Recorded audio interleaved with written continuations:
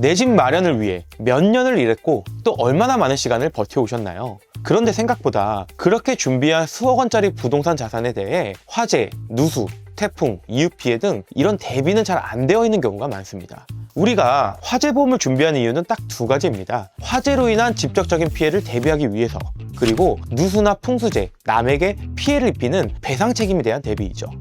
설마 내 집에 그런 일이 생기겠어? 라는 생각으로 월 1만 원 정도의 화재보험을 미뤄두고 계십니다.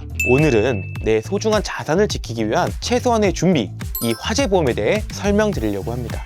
자, 우선 화재보험은 자가, 실거주, 임대인, 임차인 모두가 가입해야 하는 보험인데요. 바로 설계안부터 보여드리겠습니다. 현재 가장 가성비가 좋은 A사 보험이고요. 전용 84제곱미터 1급 건물 기준입니다. 먼저 자가 실거주 기준이에요. 화재 피해, 누수, 이웃집 피해, 풍수재 등 필수 보장만으로 꼼꼼하게 설계했습니다. 그럼에도 월 보험료는 10,000원으로 산출됩니다.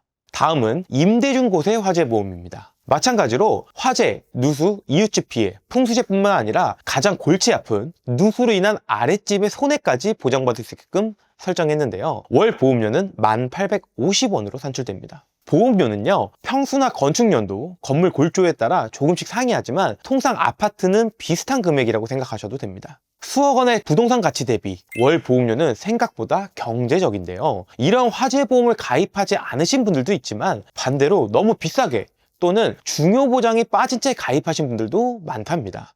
그럼 화재보험이 도대체 무엇을 얼마나 보장해 주길래 이렇게 중요한 보험이라고 이야기하는 걸까요? 지금부터는요, 함께 설계안을 보면서 좀 더 꼼꼼하게 보장 내용을 설명드리겠습니다. 화재보험의 필수 보장은 크게 세 가지로 구분하는데요. 첫 번째는 화재에 대한 손해, 두 번째는 남에게 준 피해, 그리고 세 번째는 기타 보장들입니다.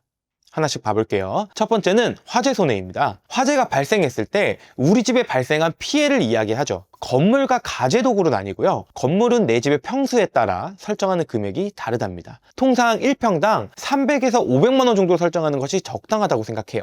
가재도구는요, 우리 집의 가전제품, 소파, 침대 등을 이야기하는 거고요. 실제 화재가 발생했을 때 감가상각이 적용되기 때문에 이 부분을 고려해서 설정하는 것이 좋습니다. 그리고 복구 비용도 필요하겠죠. 화재가 발생한 이후에 원상 복구하는 비용을 이야기합니다. 자, 다음은 임시 거주 비용입니다. 내 집에 화재가 발생했다면 임시로 거주할 곳이 필요한데요. 복구가 될 때까지 호텔이든 레지던스든 오피스텔이든 잠시 머물 곳이 필요하죠. 첫날부터 보장이 되고요. 하루에 25만 원까지 숙박비와 식대를 지원해주고 있어요.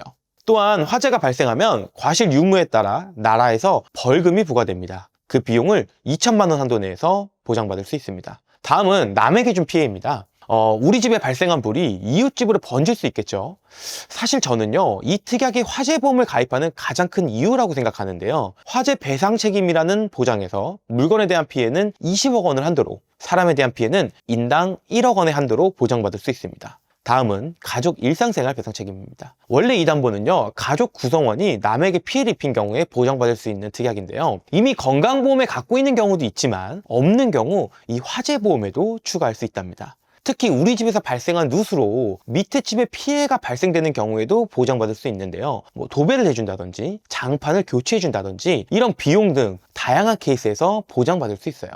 자, 그런데 만약에 내가 실제 거주하는 집이 아니라 임대인으로서 전세나 월세를 준 집도 있잖아요. 그 경우에는 임대인 배상 책임이라는 특약을 구성하면 됩니다. 내가 임대 준 집에 누수가 발생해서 밑에 집에 피해를 입힌 경우 보상받을 수 있어요.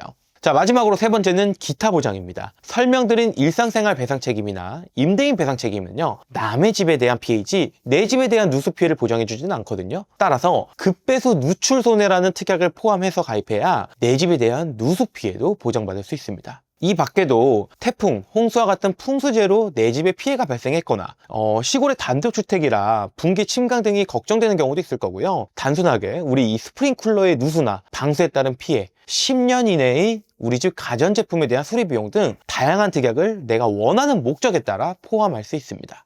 이렇게만 구성하는 것이 꼼꼼하면서 가장 가성비가 좋다고 생각합니다. 자, 마지막으로 제가 주의사항도 알려드릴게요. 설계 시에는요, 반드시 건축물 대장을 보고 설계해야 됩니다. 건축물 대장에는 평수, 전용이나 공용 면적, 몇 년 된 집인지 확인하기 위한 사용 승인일, 그리고 골조 및 구조 등이 나와 있기 때문입니다. 만약 내 집의 평수가 84제곱미터인데 화재 보험을 담당자가 59제곱미터로 가입했다면 추후 보상받는 데 있어서 문제가 크겠죠. 두 번째는 적합한 주소 설정입니다. 화재 보험은 대상이 되는 목적물의 주소를 기준으로 보상하는데요. 너무 기본적이지만 생각보다 놓치고 계신 분들이 많습니다. 자, 화재보험은요, 사람 기준이 아닌 가입하면서 설정한 이 주소지 기준입니다. 2020년도에 화재보험을 가입했고요. 2022년도에 이사를 가게 되신 거예요. 그러면 이사하면서 정신이 없다 보니까 미처 보험까지는 생각하지 못한 거죠. 2022년도에 새롭게 이사한 주소지로 화재보험을 변경해 줘야 되는데 옛날 집, 즉 남의 집에 대한 화재보험료를 계속 납부하고 계신 경우가 생각보다 빈번합니다. 꼭 주소지를 변경해 주셔야 해요. 마지막으로는 보험사 선택입니다. 특히 누수에 대한 보장 때문에 화재보험을 가입하는 분들도 많은데요. 누수에 대한 보장 한도나 가입 가능 유무는 건물이 몇 년 되었는지 이 연식과 관련이 있습니다.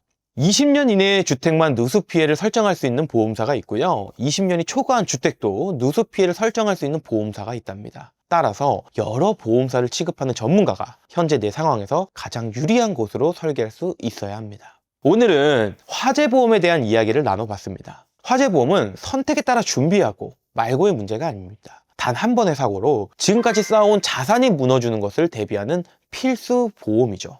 수억 원짜리 부동산을 준비하면서 월 1만 원대의 기본적인 대비를 미뤄두고 있지는 않은지, 또는 기존에 갖고 있던 화재보험이 정작 필요할 때 잘 보장받을 수 있게끔 설정되어 있는지 오늘 영상을 계기로 한 번쯤은 꼭 검토해 보셨으면 좋겠습니다. 오늘의 이야기가 여러분들에게 도움이 되셨다면 구독과 좋아요 부탁드리고요. 다음에도 유익한 정보로 찾아오겠습니다. 감사합니다. 본 광고는 손해보험 광고심의 기준을 준수하였으며 유효기간은 심의일로부터 1년입니다.